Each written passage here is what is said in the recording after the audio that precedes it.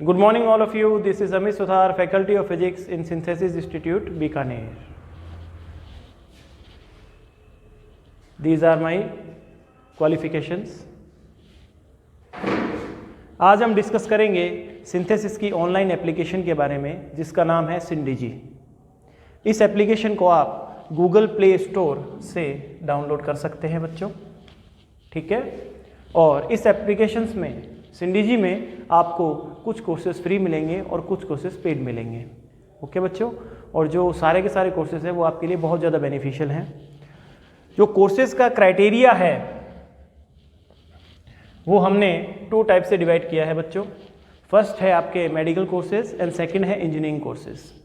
जैसा कि आप देख सकते हैं मेडिकल कोर्सेज के अंदर dynamic, momentum and antithesis. Dynamic जो कोर्स है वो टारगेट मेडिकल वाले बच्चों के लिए है जो 12th पास स्टूडेंट्स हैं। मोमेंटम जो है वो 12th बायो जो 12th में है, और एंथेसिस 11th बायो स्टूडेंट्स के लिए है, ओके बच्चों। इंजीनियरिंग कोर्सेज जो हैं जो थर्स्ट टारगेट के लिए है 12th पास स्टूडेंट्स के लिए, इंटेंसिटी 12th के बच्चों के लिए है, और इम्पल्स 11th मैथ्स के बच्चों के लिए है, ओके बच्चों। जो कोर्सेज का फी स्ट्रक्चर है वो यहाँ गिवन है। जैसा कि आप देख सकते हैं ये पर मंथ चार्जेस हैं, ठीक है। जैसे डायनेमिक कोर्सेज के चार्जेस, मोमेंटम कोर्सेज के चार्जेस एंड एंथेसिस कोर्सेज के चार्जेस, ये सारे के सारे मेडिकल कोर्सेज के चार्जेस हैं। आगे इंजीनियरिंग कोर्सेज के जो चार्जेस हैं, जो पेड कोर्स हैं, ये सब उनके चार्जेस हैं। थ्रस्ट कोर्स के चार्जेस, इम्पल्स कोर्स के चार्जेस एंड इंटेंसिटी कोर्स के चार्जेस।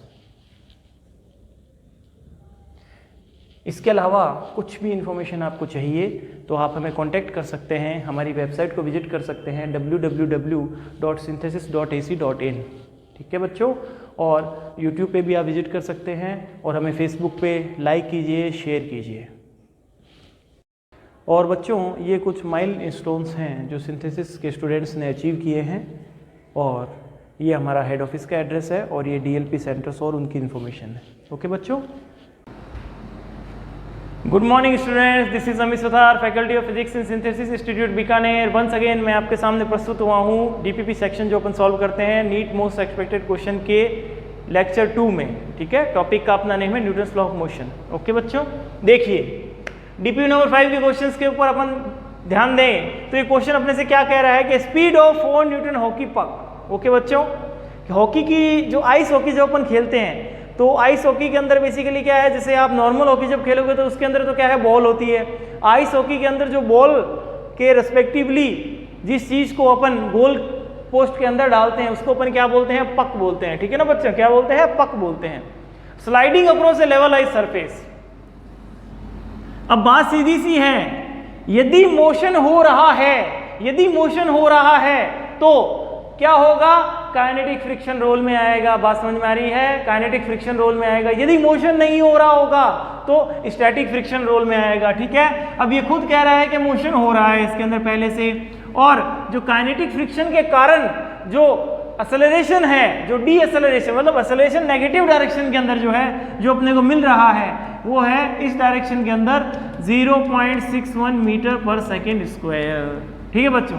ये क्या है, रिटार्डेशन की तरह वर्क करेगा, क्योंकि आपको पता है friction always opposes the relative motion between 2 surfaces, okay बच्चों।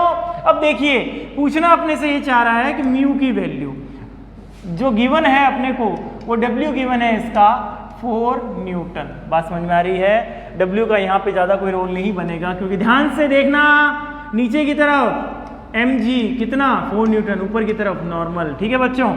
अब यदि आप देखना, यदि डी एक्सेलरेशन अपने को पहले से दे रखा है, ठीक है, फ्रिक्शन की जो वैल्यू है Fk वो मैं क्या लिखूंगा, म्यू के इंटू नॉर्मल, ठीक है बच्चों।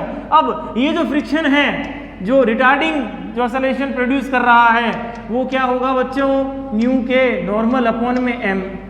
बात समझ में आ रही है, म्यू के नॉर्मल अपॉन में m, ये अपने को दे रखा है पहले से, ठीक है। अब यहाँ पे नॉर्मल की जगह जब मैं वैल्यू रखूंगा mg, ठीक है, तो g डायरेक्टली आपको डिवाइड करना है म्यू के बच्चों आपके पास आ जाएगा 0.61 मीटर पर सेकंड स्क्वायर दे रखा है मेरे को, अपॉन में 10 का डिवाइड कर दीजिए तो 0.061 मीटर पर second square will be your answer. Okay बच्चों, आगे चलें। नेक्स्ट क्वेश्चन देखते हैं बच्चों। A 24 newton horizontal force is applied to a 40 newton box initially at rest on a rough horizontal surface if the coefficient of frictions are mu s, दे रखा है अपने को म्यू के दे रखा है, the magnitude of friction force on the block is, ध्यान से देखना, मींस 40 न्यूटन जो अपने को दे रखा है वो पर्टिकुलर आई थिंक mg मेरे को दे रखा है, मींस इसका जो वेट है, इसका जो भार है, भार कितना है 40 न्यूटन है बच्चों, ठीक है। न्यूटन के अंदर कभी भी दिया जाएगा तो mg आएगा, ठीक है ना, यदि वो वेट बोला जाए, ठीक है, तो 40 न्यूटन मींस आपके mg दे रखा है। ये आपके बच्चों नॉर्मल हो गया, ठीक है बच्चों। अब देखिए पीछे की तरफ म्यू एस मेरे को कितना दे रखा है क्वेश्चन के अंदर 0.5, म्यू के मुझे कितना दे रखा है बच्चों 0.4, ओके। और आगे की तरफ जो फोर्स है वो कितना दे रखा है मेरे को 24 न्यूटन, कितना दे रखा है बच्चों 24 न्यूटन।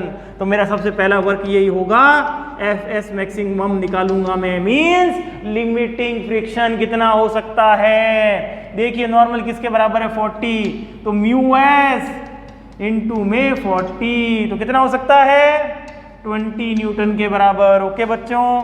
और एफ के है वो कितना हो सकता है बच्चों, देखिए कितना हो जाएगा 16 न्यूटन के बराबर, बात समझ में आ रही है। अब देखिए एफ एस मैक्सिमम कितना हो सकता है 20 न्यूटन हो सकता है, आगे की तरफ लग रहा है 24 न्यूटन का फोर्स। अब आप बताइए कि लिमिटिंग फ्रिक्शन से ये वैल्यू ज्यादा है कि नहीं है फोर्स की, यदि ज्यादा है तो मोशन होगा, और जैसे ही मोशन होगा तो काइनेटिक फ्रिक्शन रोल में आ जाएगा।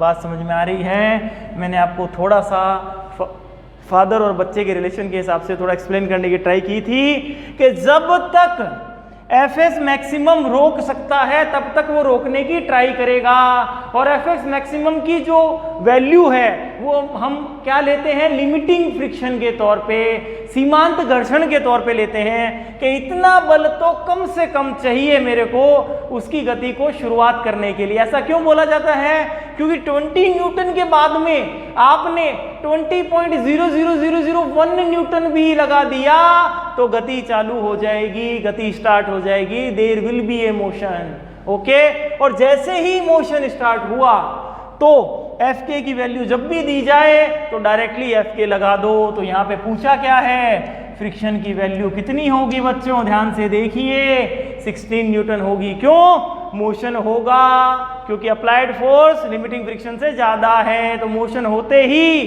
फ्रिक्शन कितना लगने लग जाएगा 16 न्यूटन, ओके बच्चों। थर्ड विल बी और आंसर। आगे चलें।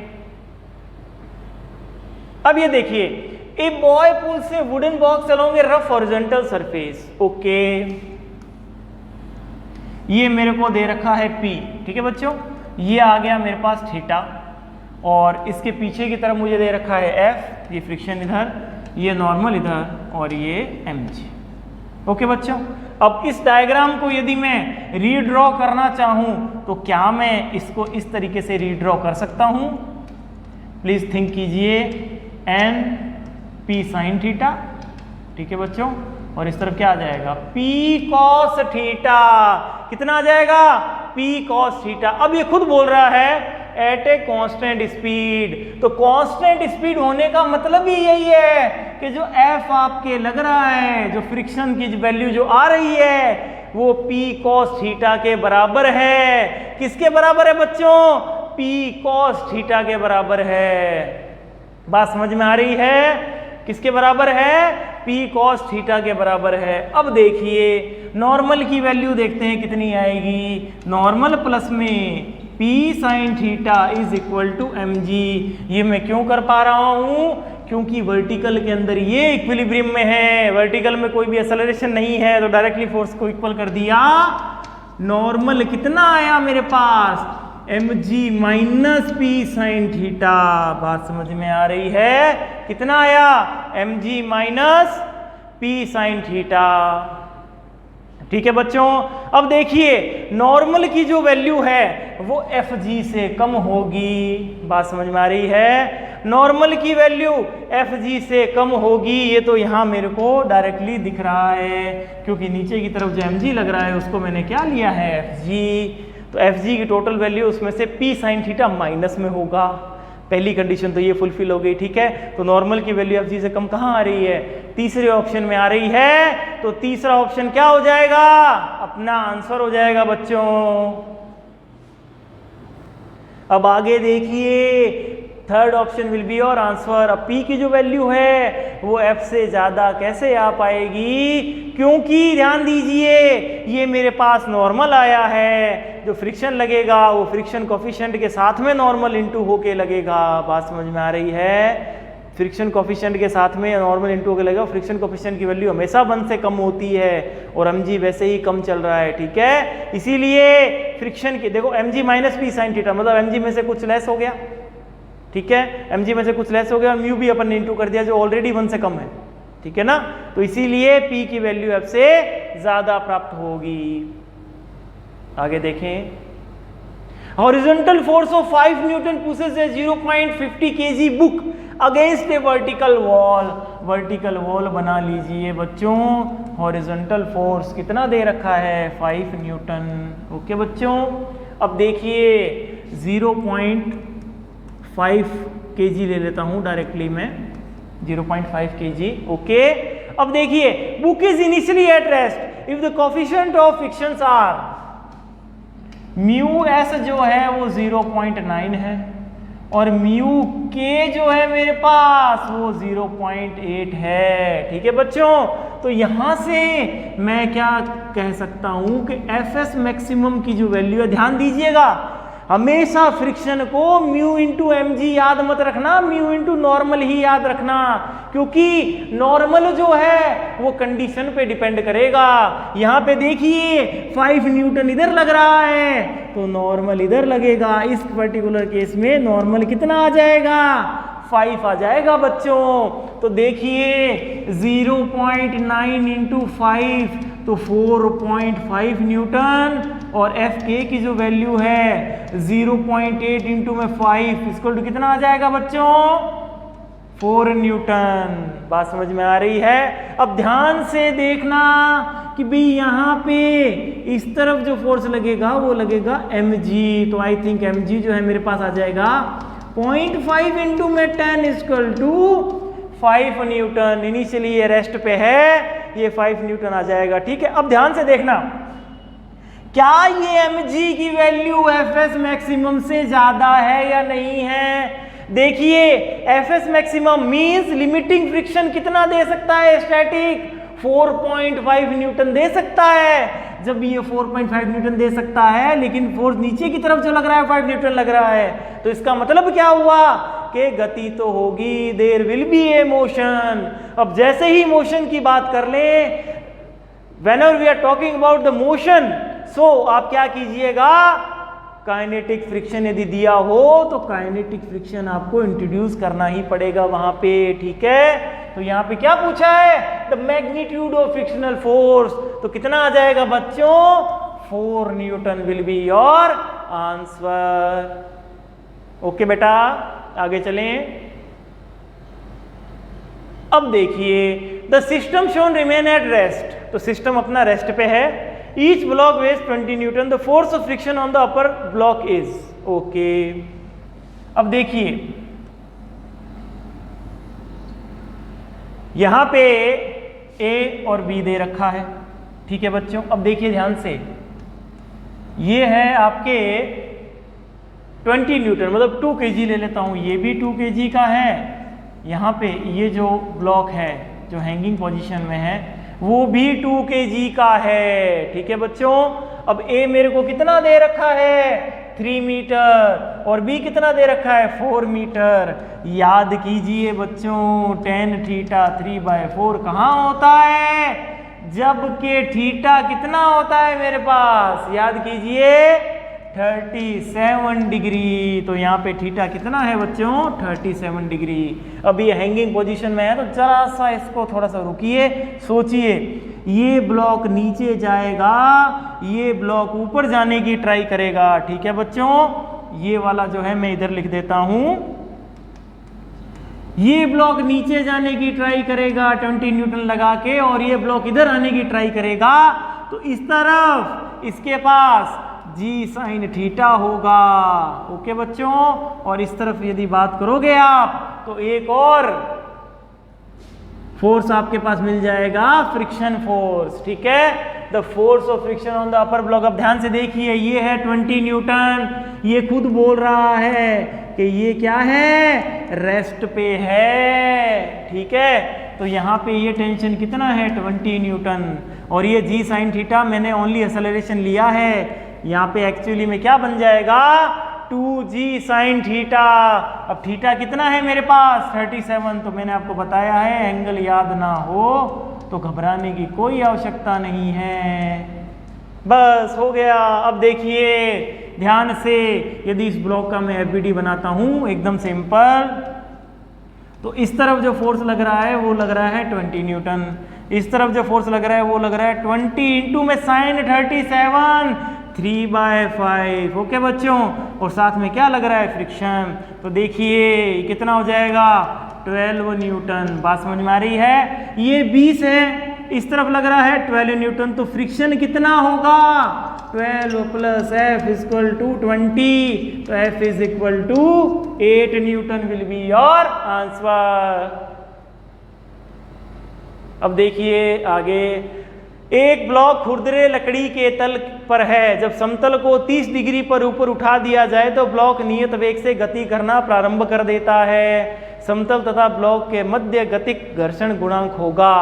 अब देखिए नियत वेग की बात कर रहा है ये, ठीक है, कांस्टेंट वेलोसिटी की बात कर रहा है ये, कांस्टेंट वेलोसिटी की बात कर रहा है। तो इसका मतलब क्या हुआ, इसका मतलब ये हुआ बच्चों कि mu M G cos theta is equal to M G sine theta. Condition को याद कीजिए, एम जी से एम जी कैंसिल आउट, तो tan theta is equal to कितना हो जाएगा, म्यू। ठीक है, म्यू की वैल्यू पूछ रखी है अपने से, तो tan 30 डिग्री 1/√3। ठीक है बच्चों, इसको सॉल्व करोगे तो 0.577 आपके पास आ जाएगा। ठीक है बच्चों, आगे चलें। ये बेसिकली एंगल ऑफ रिपोज हो गया आपका, ठीक है, विश्राम कोण। आगे चलें। अब देखिए, block A with A mass of 10 kg rest on A 30 degree incline. The coefficient of static friction is 0.40 and attached string is parallel to the incline the passes over a massless frictionless pulley. ठीक है, at the top the largest mass can be attached to the tangling होगा, ये tangling end for which A remains at rest. कितना द्रव्यमान अपन B में लगा सकते हैं कि ये ए रेस्ट पे रहे। तो वापस जो पहले वाली कंडीशन आपने सॉल्व की थी वही की वही यहाँ रिपीट हो रही है। देखिए ध्यान से, मैक्सिमम पूछा जाए, ये m, ये 10 kg, यदि मैक्सिमम पूछा जाए तो हमेशा आप क्या करेंगे, हमेशा फ्रिक्शन नीचे की तरफ और mg साइन थीटा भी नीचे की तरफ, यही तो मैक्सिमम हो सकता है। बैलेंसिंग कंडीशन की बात की जाए तो सही है या गलत है, एकदम सही है। अब देखिए यहाँ पे जो mg आएगा आपके पास कितना आ जाएगा, 100 इंटू में sine 30 degree equal to 50 newton. बात समझ में आ रही है, ये कितना आ गया, 50 न्यूटन। और f जो है मेरे पास, यहाँ पे f की वैल्यू कितनी आएगी, म्यू इंटू में नॉर्मल, यहाँ म्यू नॉर्मल बनेगा mg cos थीटा। याद कीजिए मैंने वन शॉट लेक्चर के अंदर आपको बताया था, ये mg cos थीटा बनता है, ये नॉर्मल, तो normal equal to mg cos theta. तो f क्या आ जाएगा मेरे पास, म्यू मेरे को दिया हुआ है 0.4 इंटू में 10 इंटू में 10 इंटू में 30 डिग्री √3/2, ये आ जाएगा 0.2, यहाँ पे 1 0 से ये 20√3, कितना आ जाएगा बच्चों, 20√3। तो क्या मैं ये कह सकता हूं कि 50 प्लस 20√3 इक्वल टू mg। ठीक है बच्चों, तो कितना आ जाएगा 5 plus 2√3 equal to m। 5 plus 2√3 equal to m। अब देखिए ये जो 5 प्लस में 2 इंटू 1.7, ठीक है, अप्रोक्सीमेटली ले रहे हैं अपन m, तो ये कितना आ जाएगा 5 प्लस में 3.4 इक्वल टू m। तो मेरे पास m यहाँ पे कितना आ रहा है बच्चों, देखिए ध्यान से 8.4 kg। तो अप्रोक्सीमेटली 4 जो है मेरा वो आंसर हो जाएगा। क्या हो जाएगा बच्चों, 4 मेरा आंसर हो जाएगा। बात समझ में आ रही है? सिंपल बैलेंसिंग कंडीशन ही मैंने यहाँ प्रूव की है। आगे चलें। अब देखिए दो मास्टर्स ए और बी आपको दे रखे हैं 10 kg and 5 kg। Okay, are connected with a string passing over a frictionless pulley fixed at the corner of a table as shown. ठीक है, देखो ऐसे शोन किया हुआ। डायग्राम बार बार बना लेना भाई, अपने अपने हिसाब से बनाते रहो डायग्राम, कोई दिक्कत वाली बात नहीं है। ए मेरे को कितना दे रखा है 10 kg, ठीक है, यहाँ पे मैंने 5 kg हैंगिंग पोजीशन में लिया हुआ है। ठीक है, अब देखिए coefficient of static friction between A and table, यहाँ पे 0.2 है मेरे पास coefficient of friction. Static friction बोल दिया the minimum mass of C that may be placed on it to prevent it from moving.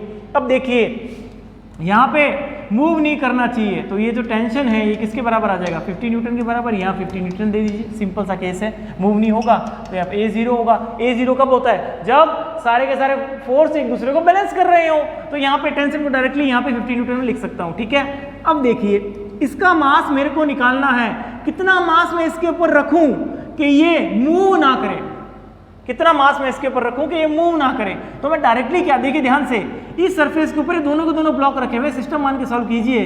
तो यहाँ पे जो नॉर्मल आएगा वो नॉर्मल आएगा 10 प्लस में c इंटू में g, ये नॉर्मल आएगा। ठीक है, अब 50 न्यूटन इज इक्वल टू 0.2, ठीक है, 10 प्लस में c इंटू में g। क्या ये इक्वेशन सही लिख रहा हूं मैं, कोई दिक्कत वाली बात नहीं है। अब देखिए ये g से यदि आएगा तो ये 2 हो जाएगा, ये 2 इधर में 25। ठीक है बच्चों, तो 10 प्लस c इक्वल टू 25, तो c कितना हो जाएगा बच्चों 15 kg। मीन्स 15 kg मेरे को कम से कम ए के ऊपर रखना ही पड़ेगा, जिस कारण ये जो फ्रिक्शन क्रिएट हो रहा है स्टैटिक फ्रिक्शन, उसकी वैल्यू इस टेंशन के बराबर हो जाएगी और इसके अंदर पूरा जो अपना सिस्टम है इसके अंदर कोई भी एक्सेलरेशन जनरेट नहीं होगा। बात समझ में आ रही है? एकदम इजी है, मैंने यहाँ कुछ नहीं किया, टेंशन को यहाँ जो स्टैटिक फ्रिक्शन नीचे लग रहा है उसके बराबर रख दिया। ठीक है, आगे चलें। अब देखिए एक 5 किलोग्राम द्रव्यमान के लोहे के ब्लॉक को एक ट्रॉली पर रखा जाता है। यदि ट्रॉली को 5 मीटर पर सेकंड स्क्वायर के त्वरण से धकेला जाता है तो ट्रॉली तथा ब्लॉक की सतह के मध्य घर्षण बल का मान क्या होगा। देखिए ट्रॉली को धकेल रहे हैं 5 मीटर पर सेकंड स्क्वायर से। ठीक है बच्चों, ये 5 kg का क्या है द्रव्यमान रखा हुआ है, नीचे की तरफ 50, ठीक है, ऊपर की तरफ नॉर्मल 50 न्यूटन, mg नीचे की तरफ, नॉर्मल ऊपर की तरफ। ठीक है बच्चों, अब देखिए यदि मेरे को, मैंने आपको बताया था ये अब मेरे लिए क्या है non inertial frame of reference है, तो मेरे को यहां जाना पड़ेगा। जैसे ही मैं यहां जाऊंगा तो क्या होगा, ये एक्सेलरेशन लेफ्ट हो जाएगा, ये एक्सेलरेशन इसको इस तरफ मिलने लग जाएगा। बात समझ में आ रही है? मैंने आपको इस चीज को समझाया था कि when we are converting the non inertial frame into the inertial frame of reference, so we have to stop the moving object and the invert the direction of acceleration and velocity and give to that object that you want to study। ठीक है, जिस object की हम study करना चाह रहे हैं, जो उस ऑब्जेक्ट के ऊपर रखा हुआ है कि वो दोनों के दोनों मूव कर रहे हो, तो आप जो मूव करने वाले ऑब्जेक्ट है, जो मेन जो ऑब्जेक्ट है अपना, उसको जो मूव करवा रहे हैं अपन, उसको रोक दीजिए और जिस ऑब्जेक्ट की स्टडी करनी है उसको उल्टी डायरेक्शन में दे दीजिए। ठीक है, तो अब इसके पास इस तरफ एक्सेलरेशन आ गया इतना, तो आई थिंक इस तरफ यदि फोर्स की वैल्यू लिखूंगा तो फोर्स की वैल्यू इस तरफ के लिए कितनी क्रिएट हो जाएगी 25 न्यूटन। बात समझ में आ रही है? और जो फ्रिक्शन कोएफिशिएंट है मेरे पास वो मेरे को बच्चों दे रखा है 0.8। तो एफ एस मैक्सिमम की बात कर रहे हैं अपन यहाँ, तो 0.8 इंटू में 50 तो कितना आ जाएगा 40 न्यूटन। बात समझ में आ रही है, कितना आ जाएगा 40 न्यूटन। लेकिन खास बात F S maximum is a self adjusting force. तो ये क्या करेगा, जैसे आपके पिताजी 50 रुपए मांगते थे तो 50 रुपए दे करके आपको रोक लेते थे, तो यहाँ क्या होगा, इस तरफ कितना लगेगा 25 न्यूटन। तो स्टैटिक फ्रिक्शन जो है अपनी वैल्यू को एडजस्ट कर लेगा, पीछे की तरफ कितना लगा देगा 25 न्यूटन। बात समझ में आ रही है, कितना लगा देगा 25 न्यूटन। और इस ब्लॉक के अंदर कोई भी एक्सेलरेशन नहीं होगा, ठीक है, ये ब्लॉक मूव ही नहीं करेगा। बात समझ में आ गई, आगे चलें। अब देखिए 2 kg mass start from rest on an inclined smooth surface with inclination 30 degree, the length 2 meter. How much will it travel before coming to rest on a horizontal frictionless surface with frictional coefficient of 0.25? ठीक है बच्चों, अब देखिए ध्यान से, 30 degree मेरे को इसमें दे रखा है, 2 kg का यहाँ पे मास रखा हुआ है, ठीक है, और ये जो टोटल जो लेंथ है इसकी वो मेरे को दे रखी है 2 मीटर। अब यहाँ से सारा का सारा फ्रिक्शन चालू हो जाता है, कितना 0.25, ठीक है बच्चों। अब ये 2 kg का ब्लॉक है, तो मैं पहले क्यों ना एक्सेलरेशन निकाल लूँ कि कितना क्रिएट होगा। एक्सेलरेशन कितना क्रिएट हो जाएगा इसका, एक्सेलरेशन मीन्स बैकवर्ड डायरेक्शन के अंदर रिटार्डेशन कितना क्रिएट होगा। देखिए रिटार्डेशन हो जाएगा आपके पास 0.25 इंटू में 20 अपॉन में 2, ठीक है, ये क्रिएट हो जाएगा 2.5 मीटर पर सेकेंड स्क्वायर। मैंने क्या किया, M A is equal to mu M G, M का डिवाइड करेंगे तो आपके पास 2.5 मीटर पर सेकेंड स्क्वायर आ जाएगा, ठीक है बच्चों। अब देखिए यहां से लेकर के यहां तक इसके पास एक्सेलरेशन कितना था, इस तरफ की यदि बात करूं तो कितना बनेगा g sin 30 डिग्री। मैंने आपको कहा था कंपोनेंट बनेंगे तो ये एक्सेलरेशन आएगा 5 मीटर पर सेकेंड स्क्वायर, ठीक है बच्चों। तो अब देखिए 5 मीटर पर सेकेंड स्क्वायर का एक्सेलरेशन है, 2 मीटर आपके पास लेंथ दी हुई है, तो डायरेक्टली आप क्या निकाल सकते हैं, 2 इंटू में 5 इंटू में 2 कितना आ जाएगा √20 मीटर पर सेकेंड। ये आपके पास वेलोसिटी आ गई, v square equal to u square plus में 2s मैंने यूज लिया है, ये मैं वेलोसिटी लेके आ गया हूँ, ठीक है। अब ये बोल रहा है कि कितनी दूरी तय करेगा, वापस दूरी के लिए आपके पास रिटार्डेशन है, आपके पास इनिशियल वेलोसिटी है आपके पास, तो वापस v square equal to u square plus में 2as, फाइनल वेलोसिटी क्या होगी 0, ठीक है, और इनिशियल वेलोसिटी क्या होगी √20 का होल स्क्वायर प्लस में 2 और माइनस में 2.5 और ये s। बस समझ में आ गई। इसको जब आप सॉल्व कीजिएगा तो आपके पास आ जाएगा 20 अपॉन में 2 इंटू में 2.5, ठीक है बच्चों, ये आ जाएगा आपके पास s। जैसे ही इसको हटाओगे तो यहाँ 10 आ जाएगा, ये आ जाएगा 8, ये आ जाएगा 4, कितना आ जाएगा 4 मीटर डिस्टेंस ये ट्रेवल करेगा। इस क्वेश्चन को बहुत इजीली WP से भी आप सॉल्व कर सकते हो, लेकिन यहाँ पे अपन बात किसकी कर रहे हैं, न्यूटन लॉ ऑफ मोशन की बात कर रहे हैं, तो मैंने उस तरीके से इसको सॉल्व करके बता दिया है। बहुत इजीली यदि सॉल्व करना चाहोगे तो डायरेक्टली यहाँ से लेकर के यहाँ तक आप लगा देना, ठीक है। ये 2 कितना है 2 cos 30 इधर 2 sin 30 इधर हाइट आ जाएगी, ठीक है। तो आप डायरेक्टली यदि WP से करना चाहते हैं तो आप क्या कीजिए, mgh is equal to Fx, ये x आपके पास डायरेक्टली मिल जाएगा यहाँ से। बात समझ में आ रही है, जितना वर्क यहाँ से लेकर के यहाँ तक हुआ होगा वही तो काइनेटिक एनर्जी में कन्वर्ट हुआ होगा, और जितना काइनेटिक एनर्जी में कन्वर्ट होगा उसको रोकने के लिए उतना ही वर्क डन कितना करेगा, फ्रिक्शन करेगा, ठीक है। बात समझ में आ गई, हो जाएगा, ट्राई करके देखना। मैंने न्यूटन लॉ ऑफ मोशन के हिसाब से आपको सॉल्व करवा दिया है। चलिए, a block of mass 200 kg is being pulled up by man on inclined plane at an angle of 45 degree as shown. The coefficient of static friction is 0.5, ठीक है। Each man can only apply a maximum force of 500 Newton. Calculate the number of men required to block to just start moving up the plane. Just start moving up the plane की बात कर रहा है ये, तो अपने को basically क्या करना है, सबसे पहले यहाँ बैलेंस करवाना है। जस्ट स्टार्ट की बात कर रहा है आपको, तो नीचे की तरफ वेग थीटा कितना दे रखा है 45 डिग्री, ठीक है बच्चों। तो नीचे की तरफ, ये ऊपर की तरफ जाने की ट्राई करेगा तो नीचे की तरफ ही फ्रिक्शन बनेगा और नीचे की तरफ ही mg sin 45 डिग्री फोर्स बनेगा। ठीक है, अब यहाँ जितने भी मैन आप लगा सकते हो इसको खींचने के लिए वो अपन क्या करेंगे, n इंटू में t कर देंगे। भाई t ये मैक्सिमम जनरेट कर सकते हैं, n इंटू में t नंबर ऑफ टर्न्स आगे। ठीक है ना, नंबर ऑफ जो अपने को मैन चाहिएंगे वो आगे। सबसे पहले अपने को इसकी वैल्यू चाहिए। ठीक है बच्चों, अब देखिए mg बाय रूट 2 प्लस में म्यू कितना है 0.5, 0.5 इंटू में नॉर्मल कितना आएगा, नॉर्मल भी mg बाय रूट 2 ही आएगा, क्योंकि mg cos थीटा cos 45 करोगे तो वापस mg बाय रूट 2 ही आना है। तो यहाँ से अपन ये फोर्स ले रहे हैं जो नीचे की तरफ लग रहा है। ठीक है, जो नीचे की तरफ लग रहा है। तो देखिए mg बाय रूट 2 आपने किया तो ये 1 प्लस 1/2 कितना आ जाएगा 3/2। क्या मैं सही लिख रहा हूँ, एकदम सही लिख रहा हूँ बच्चों। ठीक है, ये कितना आ जाएगा 3/2।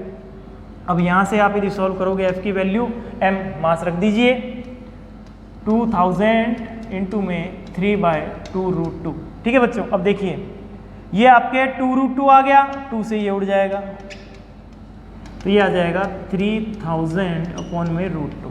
बात समझ में आ रही है, एकदम इजी है। 3000 अपॉन में रूट 2 न्यूटन। अब मुझे बैलेंस किसको करवाना है, ये तो फोर्स वो है जो मेरे को यदि मैं ऊपर ले जाता हूं तो मुझे इसको रिकवर करना ही पड़ेगा, मुझे इतना फोर्स लगाना ही पड़ेगा इंक्लाइन प्लेन के। ठीक है, तो 3000 बाय रूट 2। ठीक है, और n इंटू में एक जो मैन है वो कितना जनरेट कर सकता है टेंशन या फिर कितना फोर्स लगा सकता है 500। 2 0 से 2 0, ये आपके आ गया 6। ठीक है, अब देखिए 6 बाय रूट 2। ठीक है बच्चों, अब देखना रूट 2 और रूट 2, ये इससे फायदा क्या होता है, अपने रूट 2 की वैल्यू 1.4 होती है, वो एकदम इजी होती है, अपॉन में 2 बन जाता है, ये 3 बन जाएगा। ठीक है बच्चों, अब देखिए ये रूट 2 है, इसकी वैल्यू क्या आएगी 1.4, तो लगभग 4.2 के समथिंग इसकी वैल्यू आएगी। तो अपने को 4 आदमी से भी नहीं हो पाएगा, तो 4 से ज्यादा ही चाहिएंगे, इसीलिए third will be your answer. बात समझ में आ गई बच्चों, मैंने कुछ नहीं किया। ये जो n इंटू में t, मतलब एक टेंशन जो क्रिएट हो सकती है वो एक मैन कितना कर सकता है, उतने मैंने n नंबर ऑफ टेंशन मेरे को चाहिए इसको रोकने के लिए, और नीचे की तरफ सारे के सारे फोर्स थे वो मैंने कैलकुलेट किए हैं। आगे चलें बेटा,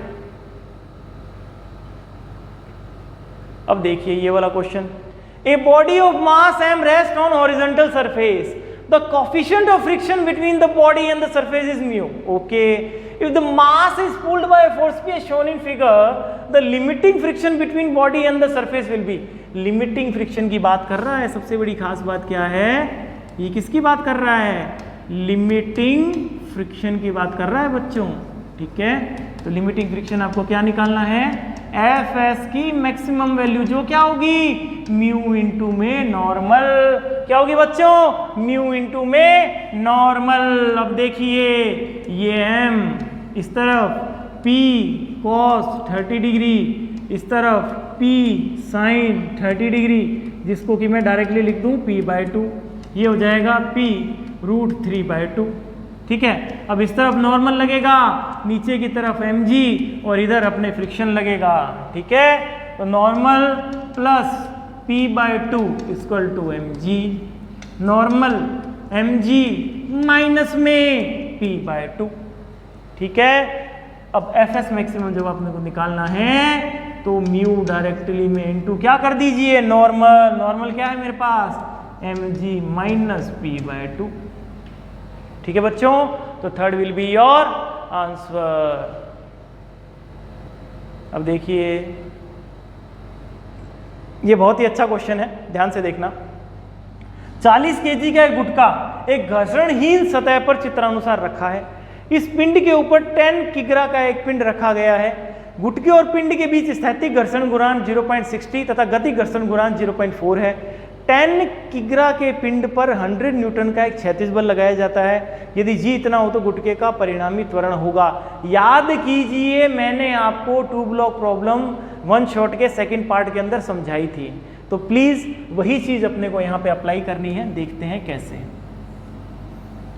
मैं डायग्राम इस हिसाब से बना लेता हूँ, 10 kg और 100 न्यूटन का फोर्स लग रहा है, ठीक है बच्चों। ये कितना आ जाएगा 40 kg।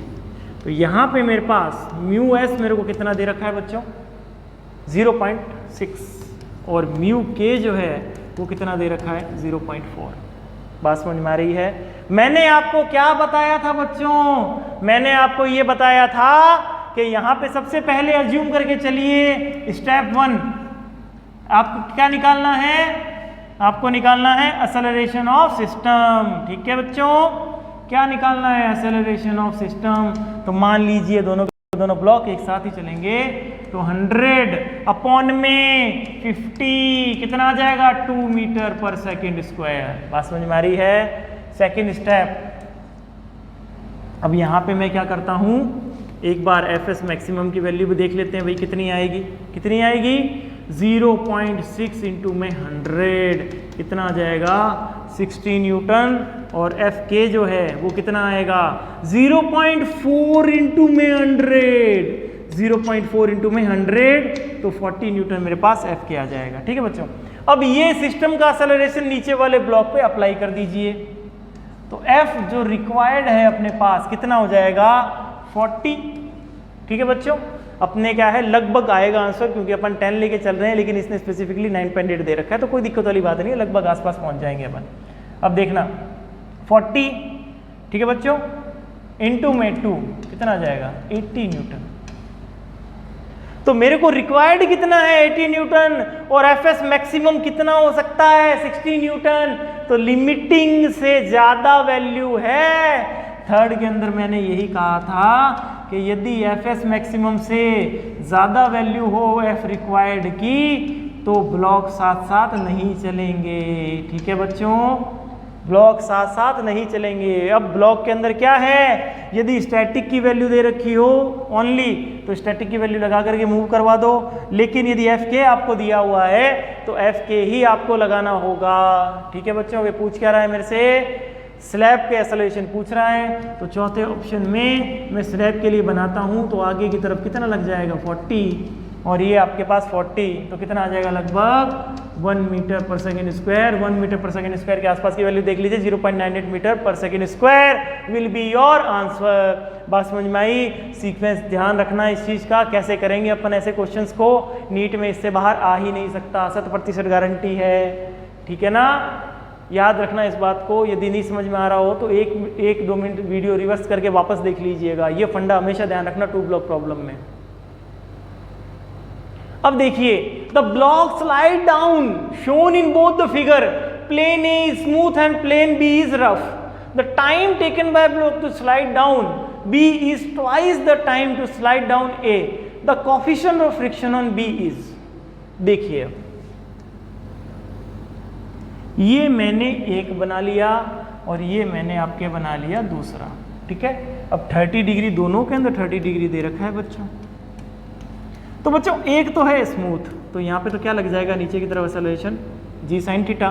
तो यदि एक्सेलरेशन की बात करूंगा तो 10 इंटू में जी साइन 30 कितना आ जाएगा 5 मीटर पर सेकेंड स्क्वायर, ठीक है। बात समझना ध्यान से, कितना आ जाएगा 5 मीटर पर सेकेंड स्क्वायर। तो लेट अज्यूम ये जो डिस्टेंस है s है, यहाँ पे भी ये जो डिस्टेंस है कितनी है s है। तो यहाँ पे s is equal to half into में 5 इंटू में t a स्क्वायर, ये कंडीशन a है अपने पास, ठीक है।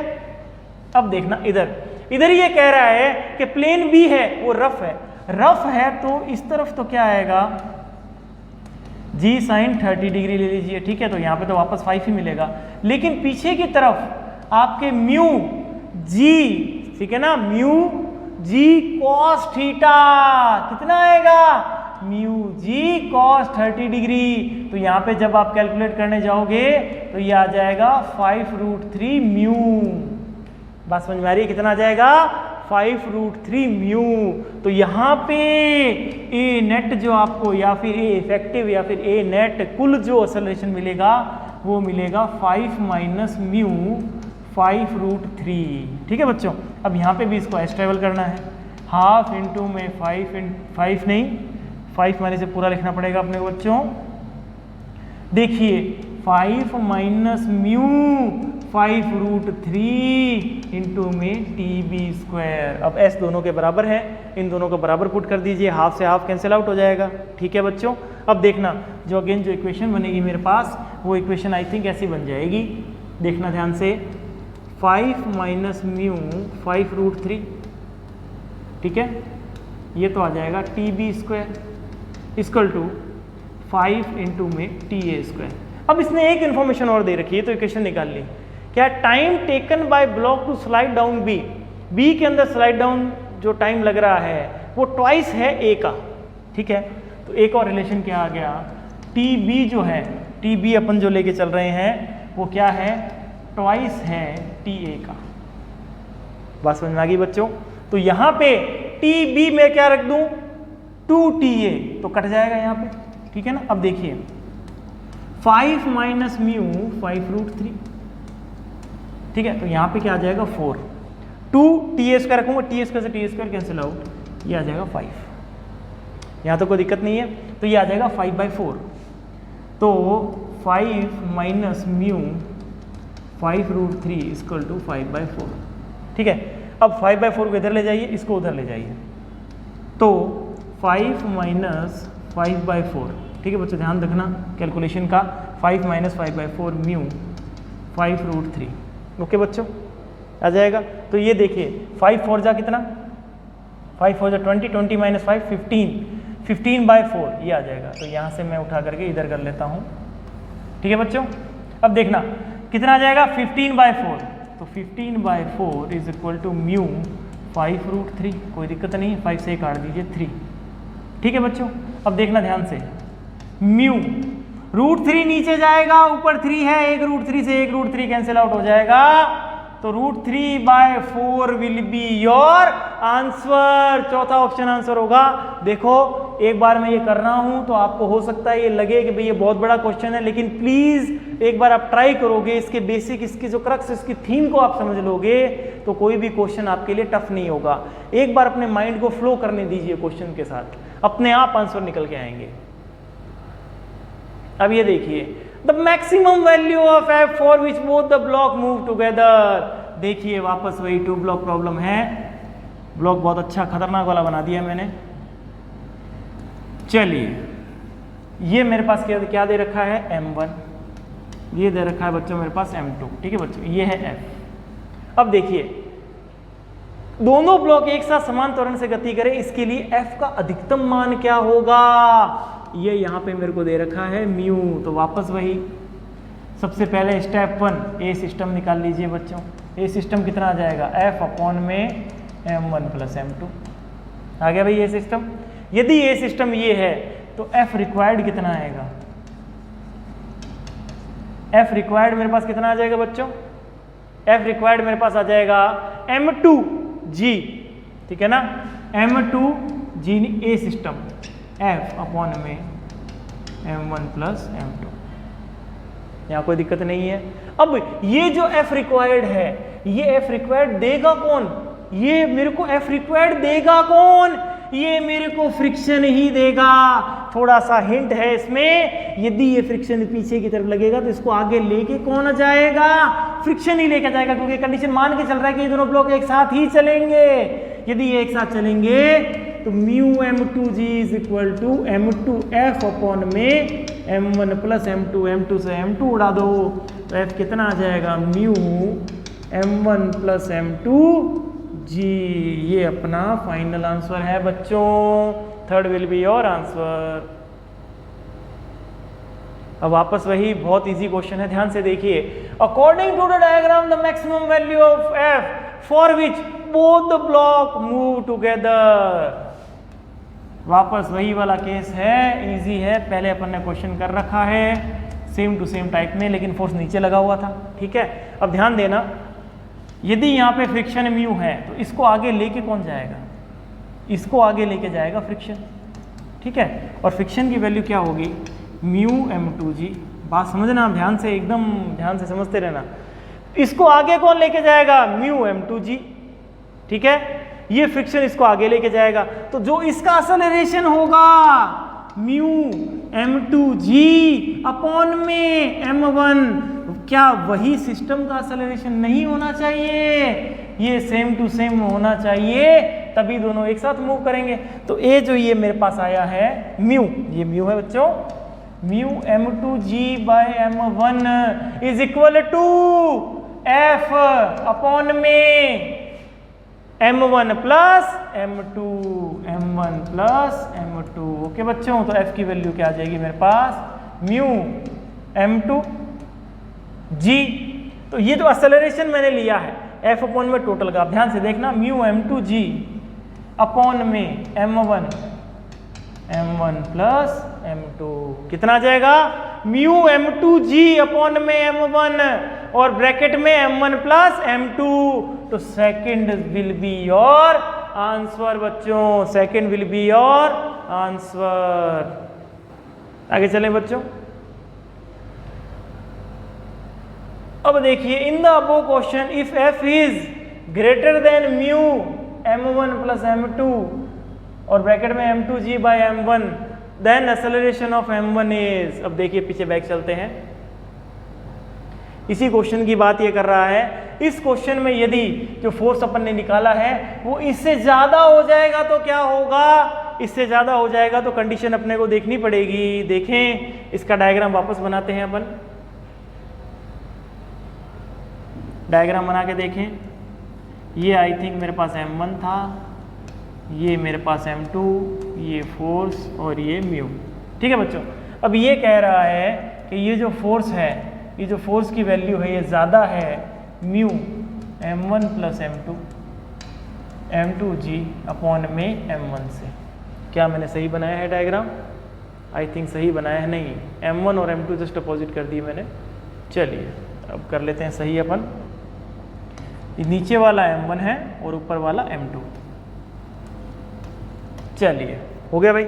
अब ये क्या कह रहा है कि यदि ये ज्यादा हो जाए तो एक्सेलरेशन क्या होगा m1 का। अब मेरी बात सुनिए, साथ में चलने के लिए ये बराबर होना जरूरी था, लेकिन यदि ये साथ में ना चले तो ये ज्यादा हो जाएगा। f जो आपने लगाया है, यदि f आपने लगाया है वो ज्यादा हो गया तो m1 के पास जो एक्सेलरेशन होगा वो क्या होगा, हमेशा याद रखिएगा, इसको तो फ्रिक्शन ही मिलेगा फोर्स, इसको तो फ्रिक्शन ही मिलेगा। यदि स्टैटिक दे रखा हो तो स्टैटिक की लिमिटिंग वैल्यू लगा दो, यदि आपको काइनेटिक दे रखा हो तो काइनेटिक यूज कर लो। ठीक है, जिस ब्लॉक के पास फोर्स नहीं है उसको तो फ्रिक्शन ही आगे ले जाएगा, याद रखना इस बात को। तो यहाँ एक्सेलरेशन क्या आ जाएगा, mu m2g by m1, mu m2g by m1। याद रहेगी बच्चों बात? चलिए, चलो बच्चों, आज का सेशन जो है अपना वो इतना ही रखते हैं। नेक्स्ट सेक्शन के अंदर मुलाकात होगी और नेक्स्ट सेक्शन के अंदर अपन जो प्रीवियस ईयर के सेक्शन के अंदर जितने भी क्वेश्चंस हैं वो एक साथ कवर अप लेंगे, तो थोड़ा हो सकता है वो 1 आवर से थोड़ा ज़्यादा हो। ओके बच्चों, टेक केयर, बी सेफ, ध्यान रखिए अपना।